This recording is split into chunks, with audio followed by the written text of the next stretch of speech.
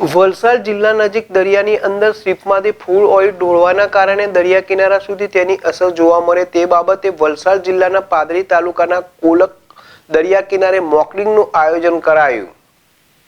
National disaster management authority અને union territory of Daman, Diu અને દાદરા નગર હવેલીને લાગુ ગુજરાતના વલસાડ જિલ્લા નજીક દરિયાની અંદર શિપમાંથી ક્રૂડ ઓઇલ ઢોળાવાના કારણે દરિયા કિનારા સુધી તેની અસર જોવા મળે જે બાબતે વલસાડ જિલ્લાના પારડી તાલુકાના કોલક દરિયા કિનારે મોક ડ્રીલનું આયોજન કરવામાં આવ્યું હતું. દેશમાં પ્રથમ મોક ડ્રીલ યોજવામાં આવી હતી.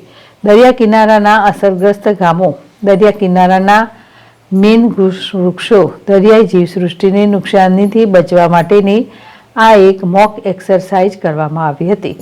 અસરગ્રસ્ત વિસ્તારને શોધી સફાઈ કામદારોને જરૂરી માર્ગદર્શન આપી સેફટીના સાધનો આપીને કચરાઓ સફાઈ કરવાની કામગીરી, દરિયા કિનારે વસતા માછીમારોને એલર્ટ કરવાની કામગીરી કરવામાં આવી હતી. પ્રભાવિત લોકોની સારવાર માટે mock drill team, fire team સહિતની ટીમોની મદદ લેવામાં આવી હતી.